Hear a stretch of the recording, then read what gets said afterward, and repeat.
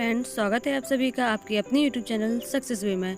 Friends, प्राचीन भारत के इतिहास में हमने अपने प्रीवियस वीडियो में पढ़ा मौर्य काल के बारे में। मौर्य काल जिसका जो समयावधि है वो 322 ईसा पूर्व से 185 ईसा पूर्व के मध्य रही। आज के अपने इस टॉपिक में हम देखने वाले हैं उत्तर मौर्य काल और पूर्व गुप्त काल के बारे में। इसका जो समय पीरियड है वो है 185 ईसा पूर्व से 319 ईस्वी। फ्रेंड्स, अगर आपने हमारे प्रीवियस वीडियो नहीं देखे हैं तो डिस्क्रिप्शन बॉक्स में आपको प्रीवियस वीडियो की लिंक प्रोवाइड कराई गई है। अगर आपको हमारा ये वीडियो पसंद आए तो आप हमारे प्रीवियस वीडियो को ज़रूर देखिएगा।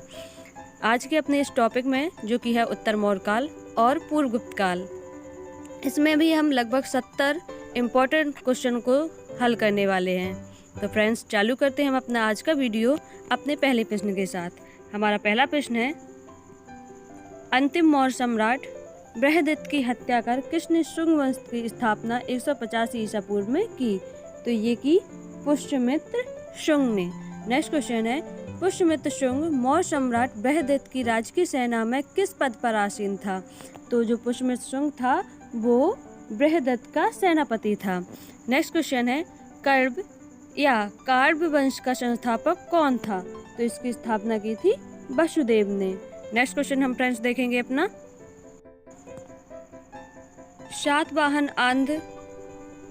सातवाहन वंश का संस्थापक कौन था? तो सातवाहन या आंध सातवाहन वंश का संस्थापक था शिमुक।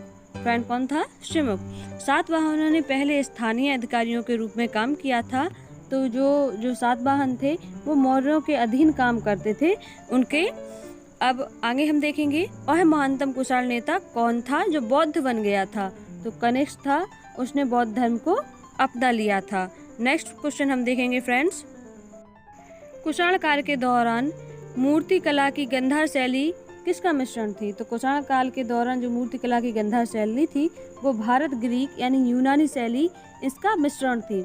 कनिष्क की राजधानी थी, तो कनिष्क की राजधानी पुरुषपुर या पेशावर जो वर्तमान समय में है उसके नाम से जानी जाती है। पुरुषपुर किसका दूसरा नाम है? तो पुरुषपुर अभी हमने बताया पेशावर का दूसरा नाम है। नेक्स्ट क्वेश्चन हम देखेंगे फ्रेंड, चरक किसके राज चिकित्सक थे? तो चरक थे वो कनिष्क के राज चिकित्सक थे। तक्षशिला के प्रसिद्ध स्थल होने का कारण था? तो जो तक्षशिला का प्रसिद्ध स्थल होने का कारण था वो गांधार कला थी। ठीक है, यहाँ पर गांधार कला शैली बहुत ज्यादा प्रचलित थी। भारत में सर्वप्रथम स्वर्ण मुद्राएं किसने चलाई? तो इंडो बैक्ट्रियन ने भारत में सर्वप्रथम स्वर्ण मुद्राओं का प्रचलन किया या उनके चलाया था। नेक्स्ट क्वेश्चन हम देखें, किस संग्रहालय में कुशाल कालीन मूर्तियों का संग्रह अधिक मात्रा में देखने को मिलता है? तो जो मथुरा संग्रहालय है इसमें कुशाल कालीन मूर्तियों का हमें अत्यधिक देखने को मिलता है। कहाँ पर फ्रेंड्स? मथुरा संग्रहालय में। नेक्स्ट है, किसने सोने के सर्वाधिक शुद्ध सिक्के जारी किए?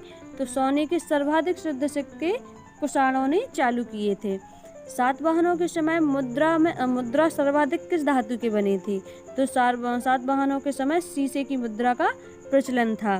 किसका प्रचलन था फ्रेंड्स? शीशे की मुद्रा का प्रचलन था। कनिष्क के समकालीन कौन थे?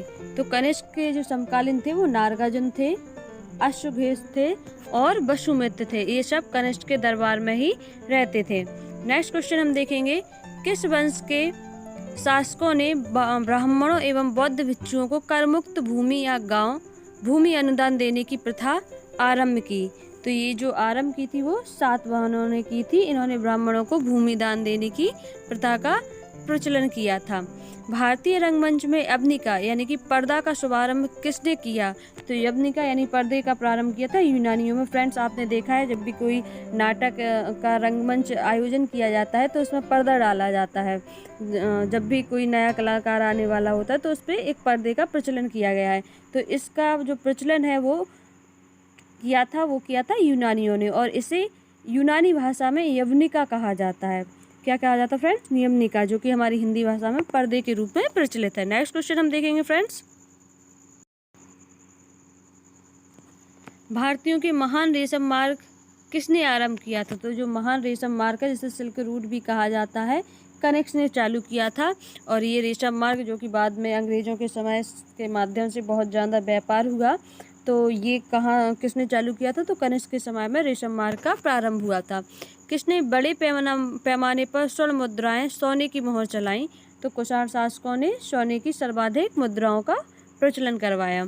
चरक और नागार्जुन किसके दरबार की शोभा थे? तो चरक जो ऋषि थे और जो नागार्जुन थे वो कनिष्क के दरबार में रहते थे। नेक्स्ट क्वेश्चन हम देखेंगे फ्रेंड्स, शक संवत का प्रारंभ किस सम्राट के शासनकाल में 78 ईस्वी से हुआ था? तो जो शक संवत है वो कनिष्क ने 78 ईस्वी में प्रारंभ की थी। कब की थी फ्रेंड्स? 78 ईस्वी में कनिष्क ने प्रारंभ की थी। और ये क्वेश्चन कई बार पूछा भी जाता है कि शक संवत का प्रारंभ कब हुआ? तो ये कनिष्क के शासनकाल में हुआ। और ये भारत का राष्ट्रीय पंचांग भी है, जिसे ग्रेगोरियन कैलेंडर भी कहा जाता है। नेक्स्ट क्वेश्चन हम देखेंगे, तक्षशिला विश्वविद्यालय स्थित है? तो तक्षशिला जो कि वर्तमान समय में पाकिस्तान में स्थित है। प्राचीन काल में कलिंग का महान शासक कौन था? तो प्राचीन काल में जो कलिंग का महान शासक है वो खारवेल था। नेक्स्ट क्वेश्चन हम देखेंगे, कुषाण काल में सबसे अधिक विकास किस क्षेत्र में हुआ था? तो कुषाण काल में सबसे अधिक विकास हुआ था वो वास्तुकला का हुआ था। सातवाहनों ने आरंभिक दिनों में अपना शासन कहाँ शुरू किया? तो सातवाहनों ने आरंभिक दिनों में आंध्र प्रदेश में अपना शासन शुरू किया। सातवाहन राज्य की राजधानी कहाँ थी? तो सातवाहन राज्य की जो राजधानी थी वो पैठन या प्रतिष्ठान में थी। नेक्स्ट क्वेश्चन हम देखेंगे फ्रेंड्स, कौन सा अभिलेख कलिंग नरेश खारवेल से संबंधित है? तो जो हाथी गुफा अभिलेख है वो कलिंग नरेश खारवेल से संबंधित है। किस सातवाहन नरेश ने गाथा सप्तमी नामक महत्वपूर्ण कृति की रचना की? तो ये जो गाथा सप्तमी की स्थापना है वो की थी हाल ने। सातवाहन शासकों की राजकीय भाषा थी? तो सातवाहन शासकों की जो राजकीय भाषा थी वो थी प्राकृतिक भाषा। नेक्स्ट क्वेश्चन हम देखेंगे फ्रेंड्स, मौर्य साम्राज्य के ध्वंस के पश्चात कई आक्रमणों की श्रृंखला रही। भारत पर सबसे पहले आक्रमण किसने किया? तो जो भारत पर सबसे पहले आक्रमण है वो किया था बैक्टीरियन, या इन्हीं को हम ग्रीक भी कहते हैं। विक्रम संवत का कब से प्रारंभ हुआ? तो विक्रम संवत प्रारंभ हुआ 58 ईसा पूर्व से। मौर्यों के बाद दक्षिण भारत में सबसे प्रभावशाली राज्य था? तो मौर्यों के बाद जो दक्षिण भारत में सबसे प्रभावशाली राज्य था वो था फ्रेंड्स सातवाहनों का। किसका था? सातवाहनों का। नेक्स्ट क्वेश्चन हम देखेंगे फ्रेंड्स, बुद्ध की खड़ी प्रतिमा किस काल में बनाई गई? तो बुद्ध की जो खड़ी प्रतिमा है वो कुषाण काल में बनाई गई। नेक्स्ट क्वेश्चन है, शुंग वंश के बाद किस वंश ने भारत पर राज किया? तो शुंग वंश के बाद कण्व ने भारत पर राज किया। नेक्स्ट क्वेश्चन हम देखेंगे, किस चीनी जनरल ने कनिष्क को हराया था? तो पेन चाओ ने कनिष्क को हराया था। नेक्स्ट क्वेश्चन हम देखेंगे, उत्तरी तथा उत्तरी पश्चिमी भारत में सर्वाधिक संख्या में तांबे के सिक्कों को जारी किया था? तो कुषाणों ने। किसने किया था? तो तांबों के सिक्कों उत्तरी और उत्तरी पश्चिमी भारत में भी तांबे के सिक्कों को कुषाणों ने जारी किया था। नेक्स्ट क्वेश्चन हम देखेंगे, जो कला शैली भारतीय और ग्रीक यूनानी शैली का सम्मिश्रण है उसे कहा जाता है? तो जो गांधार कला शैली है वो ग्रीक यानी कि यूनानी जो कला शैली है उससे मिश्रित होकर बनी हुई है। कनिष्क बौद्ध धर्म की किस शाखा का अनुयायी था जिसका प्रसार उसने मध्य एशिया व सुदूर पूर्व में किया था? तो ये किया था उसने महायान शाखा का। जो कनिष्क था वो महायान शाखा का अनुयायी था। और महायान शाखा जो बौद्ध धर्म की दो शाखाएं थी, एक हीनयान और एक महायान, दो भागों में विभाजित हो गया था बौद्ध धर्म, और उसकी एक शाखा महायान का कनिष्क अनुयायी था। नेक्स्ट क्वेश्चन हम देखेंगे फ्रेंड्स, कनिष्क के शासनकाल की सर्वाधिक महत्वपूर्ण घटना कौन सी थी? तो कनिष्क के शासनकाल की जो सर्वाधिक महत्वपूर्ण घटना है वो चतुर्थ बौद्ध संगति थी। इनकी कनिष्क के शासनकाल में ही चतुर्थ बौद्ध संगति का आयोजन कुंडलवन कश्मीर में किया गया था। नेक्स्ट क्वेश्चन हम देखेंगे, प्राचीन भारत का महान वैयाकरण पतंजलि किसका समकालीन था? तो जो पतंजलि है वो पुष्यमित्र शुंग के दरबार में रहते थे। नेक्स्ट क्वेश्चन है, सर्वप्रथम भारत में विशुद्ध संस्कृत भाषा में लंबा अभिलेख किस राजा द्वारा जारी किया गया? तो ये इंपॉर्टेंट क्वेश्चन है। जो शक राजा रुद्रदामन है इनका जो अभिलेख है उसे वो संस्कृत भाषा में लिखा गया पहला अभिलेख है, और ये जो इनका अभिलेख मिलता है। नेक्स्ट क्वेश्चन हम देखेंगे, किस राजा के शासनकाल में ईसाई धर्म प्रचारक सेंट थॉमस भारत आए थे? ये भी एक इम्पॉर्टेंट क्वेश्चन है, केबीसी में भी इस क्वेश्चन को पूछा गया था फ्रेंड्स, तो आप इसे अच्छे से याद कीजिएगा कि किस राजा के शासनकाल में ईसाई धर्म प्रचारक सेंट थॉमस भारत आए थे? तो गोंदो फर्नीस। किसके शासनकाल में फ्रेंड्स? गोंदो फर्नीस के। किस कुषाण शासक ने सर्वप्रथम स्वर्ण मुद्राएं जारी की थी? तो कन्फ्यूशस सेकेंड ने सर्वप्रथम स्वर्ण मुद्राएं जारी की थी। कुषाण शासकों ने स्वर्ण मुद्राओं का प्रारंभ किया था सर्वप्रथम, और उनमें भी कन्फ्यूशस सेकेंड ने इनका प्रचलन किया था। किस वंश के शासकों ने छत्र प्रणाली का प्रयोग किया? तो छत्र प्रणाली का जो प्रयोग था वो शकों ने किया था। नेक्स्ट क्वेश्चन हम देखेंगे, त्रातर या मुक्तिदाता की उपाधि किस वंश के शासकों ने धारण की थी? तो त्रातर या मुक्तिदाता की जो उपाधि है वो शकों ने धारण की थी। नेक्स्ट क्वेश्चन देखेंगे, प्राचीन काल के भारत पर आक्रमण के संबंध में कौन सा सही कालानुक्रम है? तो यूनानी आए, फिर शक और उसके बाद कुषाण, ये इनका सही क्रम है। नेक्स्ट क्वेश्चन हम देखेंगे, भारत में प्रथम बार सैनिक शासन व्यवहार में लाया गया। तो ये जो सैनिक शासन था वो ग्रीकों के द्वारा व्यवहार में लाया गया। नेक्स्ट क्वेश्चन हम देखेंगे फ्रेंड्स, ईसा पूर्व दूसरी सदी के प्रारंभ में उत्तरी अफगानिस्तान में स्थापित भारत यूनानी राज्य था। तो जो भारत था वो बैक्टीरिया, जो यूनानी राज्य भारत में था वो कहाँ का था? बैक्टीरिया का था। चार धातुएं सोना, चांदी, तांबा एवं सीसा के सम्मिश्रण से बनने वाले सिक्कों को क्या कहा जाता था? तो इन्हें कहा जाता था कांसार्पण। क्या कहा जाता फ्रेंड? कांसार्पण। नेक्स्ट क्वेश्चन हम देखेंगे, सर्वप्रथम रोम के साथ किन लोगों का व्यापार प्रारंभ हुआ? तो तमिल एवं चेरों का जो व्यापार था उन्होंने सबसे पहले रोम से व्यापार करना प्रारंभ किया था। अगर आपसे पूछा जाए कि रोम के साथ सर्वप्रथम व्यापार किसने चालू किया, तो तमिलों एवं चेरों ने।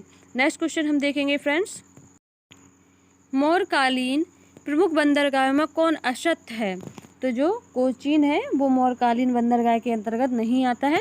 किस स्थान को पेरिप्लस ऑफ द इरीसियन सी के पुड के नाम से संबोधित किया जाता है? तो इसे अरिकामेड को पेरिप्लस ऑफ द इरीसियन सी के नाम से जाना जाता है। मौर्य उत्तर काल में किसने भारत में हिंद यूनानी राज्य की स्थापना की?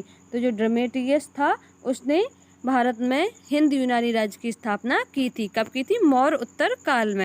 देखेंगे, किसने अपने जीवन के उत्तरार्ध में अपने पुत्र के हाथों राजसत्ता सौंपकर बौद्ध भिक्षु बन गया था? तो जो मिनांडर था उसने अपने पुत्र के हाथों में राजसत्ता सौंपकर बौद्ध भिक्षु बन गया था। और जो मिनांडर एवं नागसेन, इन्होंने नागसेन के साथ प्रश्न किए थे बौद्ध धर्म के संबंध में, जिसे मिलिंद उपनिषद के नाम से जाना जाता है। नेक्स्ट क्वेश्चन हम देखेंगे, कुषाणों का संबंध था?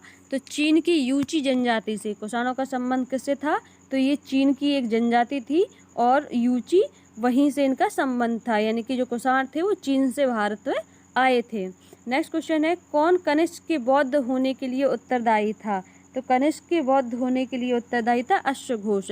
अश्वघोष ने ही इन्हें बौद्ध धर्म की दीक्षा लेने के लिए प्रेरित किया था और ये अश्वघोष से प्रभावित हुए थे। नेक्स्ट क्वेश्चन हम देखेंगे फ्रेंड्स, रोमन साम्राज्य के अनुसरण पर किस वंश के शासकों ने केसर सीजर की उपाधि ग्रहण की थी? तो कुषाणों ने की थी। सातवाहन नरेश हाल के समकालीन गुणाढ़ ने किस प्राकृतिक ग्रंथ की रचना की थी? तो गुणाढ़ ने जिस रचना की थी वो थी बृहत कथा की। नेक्स्ट क्वेश्चन है, किस अभिलेख में चंद्रगुप्त मौर्य और अशोक दोनों का उल्लेख किया गया है? तो महाक्षत्तप रुद्रदामन का जो जूनागढ़ अभिलेख है उसमें चंद्रगुप्त मौर्य और अशोक दोनों का उल्लेख देखने को मिलता है। नेक्स्ट क्वेश्चन है, प्राचीन भारत में किस एक ने नियमित रूप से सोने के सिक्के चलाए? तो जो कुषाण थे उन्होंने नियमित रूप से सोने के सिक्के चलाए थे। कैसे? नियमित रूप से। नेक्स्ट क्वेश्चन हम देखेंगे, कलिंग नरेश खारवेल किस वंश से संबंधित था? तो जो खारवेल था वो चेदी वंश से संबंधित था। फ्रेंड्स, ये थे उत्तर मौर्य काल और पूर्व गुप्त काल से संबंधित हमारे 70 महत्वपूर्ण प्रश्न। फ्रेंड्स, अगर आपको हमारा ये वीडियो अच्छा लगे तो हमारे वीडियो को लाइक कीजिएगा और हमारे चैनल को सब्सक्राइब कीजिएगा। आपसे फिर मिलते हैं अपने नेक्स्ट वीडियो में, तब तक देखते रहिए हमारे चैनल सक्सेस में।